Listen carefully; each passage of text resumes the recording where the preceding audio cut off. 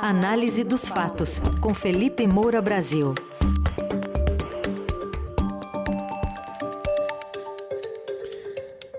Semana final da campanha eleitoral, em destaque as estratégias dessas últimas horas de campanha, especialmente a do voto útil, e também vamos falar sobre o debate do último sábado, do qual o Estadão e a Rádio Eldorado participaram no pool de imprensa do debate dos candidatos à presidência da República.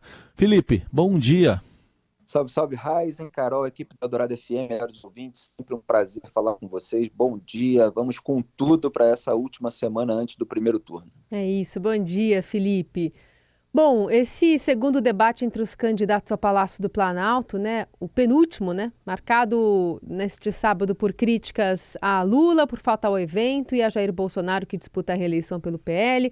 Petista e o presidente foram reiteradamente associados à corrupção.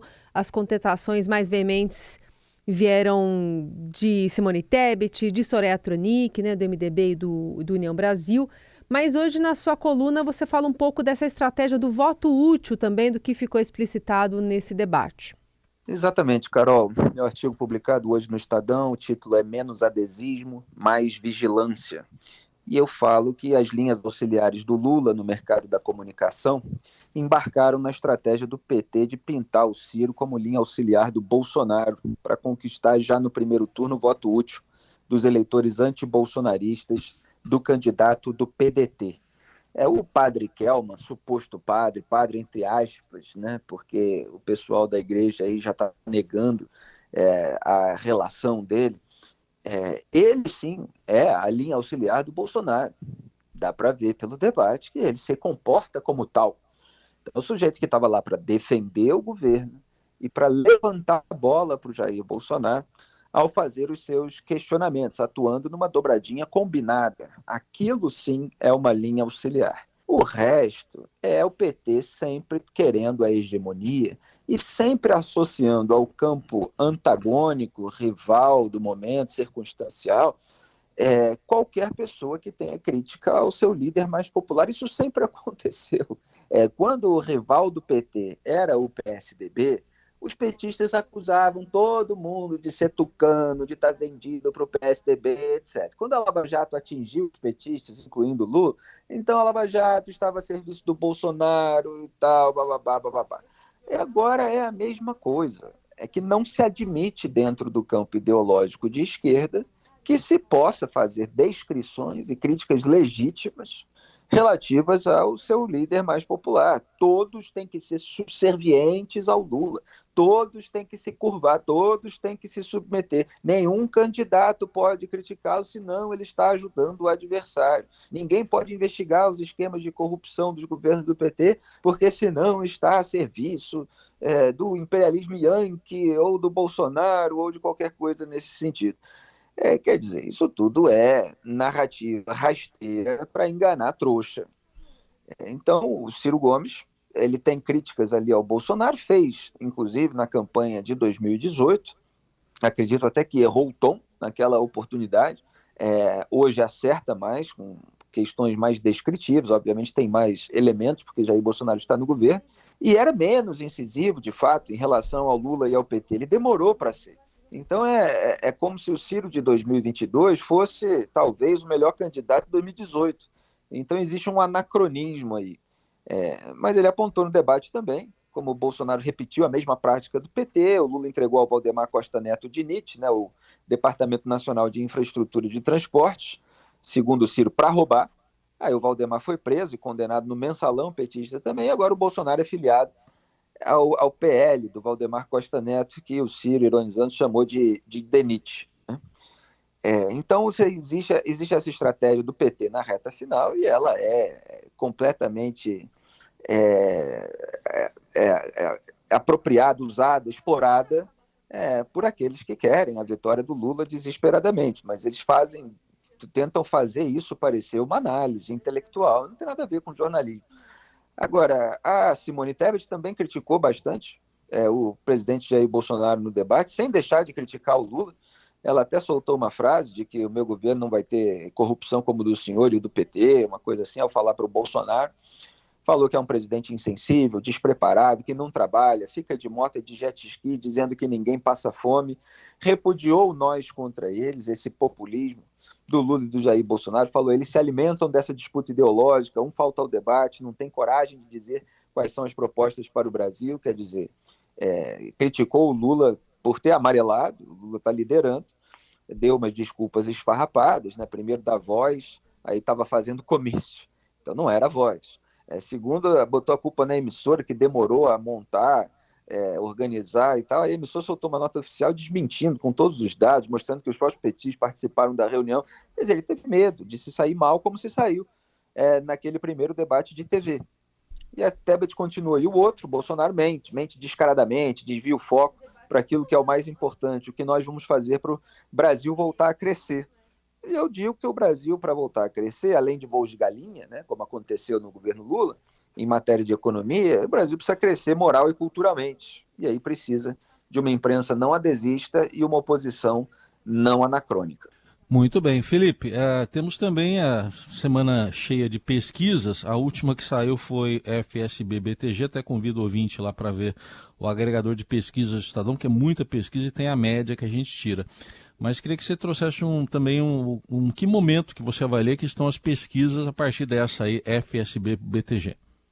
O debate, só para concluir, fazendo o gancho com a pesquisa, ele foi mais uma fábrica de memes do que um game changer, como se diz lá nos Estados Unidos, né? Do que um momento capaz de mudar completamente o jogo. É claro que sempre pode acontecer algo inesperado na última semana, e a gente vai precisar ficar monitorando isso. Mas a pesquisa que saiu hoje, FSB-BTG, foi realizada de 23 a 25.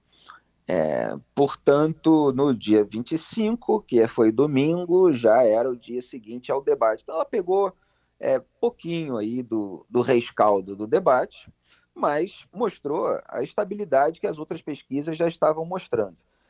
Lula com 48%, tendo oscilado um ponto para cima, Bolsonaro com 37%, portanto 11 pontos atrás e estagnado. Foi exatamente esse, no sentido de o Lula oscilando um pontinho ou dois, né, e o Bolsonaro estagnado, o resultado das últimas 4 pesquisas. Teve Poder Data, teve IPEC, teve Datafolha e teve IPESP. Agora, FSB, portanto, na mesma linha. Ciro com 8% estagnado, mas sem perder ainda votos para o Lula, votos úteis, que o PT tanto quer. Simone Tebet oscilando um pontinho para baixo, com 5%. Então, assim, a gente tem esse cenário de estagnação, e o Bolsonaro está investindo em dados econômicos, tenta se apropriar do crédito pela baixa no preço dos combustíveis. A gente sabe que o fator é a queda do preço do barril de petróleo no mercado internacional. Ele cita aí queda de desemprego, mas os alimentos ainda estão muito caros. E isso faz peso, principalmente ali na população de baixa renda, até 2 salários mínimos, que está majoritariamente com o Lula, né? Lembrando, mais uma vez, que no Datafolha são 33 pontos de vantagem para o Lula nesse segmento, 38 no Nordeste. E para o Bolsonaro virar esse jogo, ele precisa ultrapassar o Lula no Sudeste, precisa vencer no Sul, pelo menos em 2 regiões, aí, com alguma folga. Quer dizer, conseguir aí uns 20 pontos de vantagem na soma de pelo menos 2 regiões. Então, está difícil para o Bolsonaro nesse momento. Agora, sempre pode acontecer uma grande confluência de fatores em prol dele. Quais seriam esses fatores? É bom a gente ter, pelo menos, identificado. É uma grande abstenção, e historicamente a abstenção do pessoal de baixa renda e baixa escolaridade, portanto, que vota no Lula. Então, se faltar muita gente que tenderia a votar no Lula, isso beneficia, obviamente, o Bolsonaro. O Lula não conseguia os votos úteis, principalmente do eleitorado do Ciro, e ainda haver uma faixa aí de voto envergonhado, de gente que não estava declarando voto no Bolsonaro, de modo que ele consiga pontos a mais do que as pesquisas estavam mostrando. Quer dizer, se esses 3 fatores se juntarem, aí o Bolsonaro pode se sair melhor do que indicavam as pesquisas, com uma desvantagem menor, ou eventualmente até um outro resultado, mas não é aquilo que está sendo apontado pelos institutos, né? Então, em relação às pesquisas, é isso. Felipe, e falando um pouquinho mais sobre a live agora diária, né, do presidente Bolsonaro, Ele que fez uma ontem, não identificou o lugar onde estava. Isso após o corregedor do TSE, o ministro Benedito Gonçalves, negar um recurso contra a própria decisão proibindo o uso dos palácios, né, da Alvorada e do Planalto em gravações para a campanha eleitoral. E aí o presidente colocou lá um cenário, né, uma bandeira do Brasil, um panfleto do PL, para fazer a sua campanha, e voltou a trucar, né, essa decisão, chamando inclusive o TSE de novo de parcial, de não transparente. Queria que você falasse um pouquinho dessa nova estratégia do presidente. Pois é, Carol, ele continua usando a máquina pública a serviço dele e ele quer tentar transparecer de que isso é a coisa mais natural do mundo, que tudo é dele, né? Ele se acha o dono das Forças Armadas, né? Fala, não, está escrito que eu sou o chefe das Forças Armadas. Pode estar escrito isso em alguma regra. Agora, existem várias outras regras que precisam ser seguidas. Não é porque o presidente da República, em tese, é o chefe das Forças Armadas, que ele pode instrumentalizar politicamente as Forças Armadas e fazer o diabo com aquilo, né? Inclusive, teve aquele episódio da cloroquina também, acusações na compra de um medicamento ineficaz na Covid, aquele envolvimento do Exército. Enfim, são questões aí que já vêm de muito tempo. Mas a gente viu o uso da máquina pública no 7 de setembro, aí o TSE coibiu a divulgação das imagens. A gente viu o uso da máquina pública na viagem a Londres para o funeral da rainha, quando ele fez um comício da janela do edifício da Embaixada Brasileira, quer dizer, um edifício oficial, que não pode ser usado para campanha eleitoral. A gente viu até assim, o pronunciamento na ONU. É claro que é um caso diferente, porque o presidente ia fazer o pronunciamento de qualquer jeito, muitos presidentes acabam falando para o seu eleitorado, mas o Bolsonaro também queria usar na campanha, e o TSE vetou o uso na campanha de um pronunciamento oficial de presidente. Então, é preciso distinguir o que o presidente faz como ocupante do cargo e o que o candidato pode fazer, porque senão o candidato tem mais vantagens sobre os demais se ele explora tudo aquilo que é feito como presidente, com o uso de toda a máquina. Vamos ouvir a declaração do Bolsonaro criticando, na verdade atacando, né, porque não é uma crítica legítima, a decisão da Justiça Eleitoral. Uma decisão estapafúrdia. Invasão de minha propriedade privada enquanto eu sou presidente ou na minha casa. Mas pretende recorrer? Pergunta para Geo. Pois é, ele falou, é uma decisão estapafúrdia, invasão de propriedade privada, enquanto sou presidente, é minha casa. Vou fazer a live, hoje vai ter live. Essa declaração é emblemática do patrimonialismo aloprado de Jair Bolsonaro. O que é o patrimonialismo? É a indistinção entre aquilo que é público e que é privado. Então, por ele estar morando numa residência que é reservada ao presidente da República, ele acha que aquilo é dele, que é propriedade privada dele. Então, é uma confusão completa, e de propósito. E ainda diz que vai continuar, quer dizer, ainda tenta desobedecer uma decisão judicial. É curiosa a relação de Jair Bolsonaro com imóveis, né? Depois de tentarem, a família, por meio do pedido do Flávio Bolsonaro, censurar aquela reportagem do UOL sobre a compra de imóveis com dinheiro vivo, agora ele tenta tratar a residência do Estado ali como uma propriedade dele. É claro que ele está absolutamente errado, ele sabe disso, mas ele investe aí nessa afronta, nesse enfrentamento. Muito bem, uns 100 anos talvez a gente espere para saber de onde foi feita a live de ontem. E o Felipe Moura Brasil não espera tanto assim. Amanhã ele já está de volta aqui ao Jornal Eldorado, essa semana importantíssima, decisiva. E a coluna de hoje estará daqui a pouquinho no radioeldorado.com.br e nas plataformas de áudio. Felipe, obrigado. Até amanhã.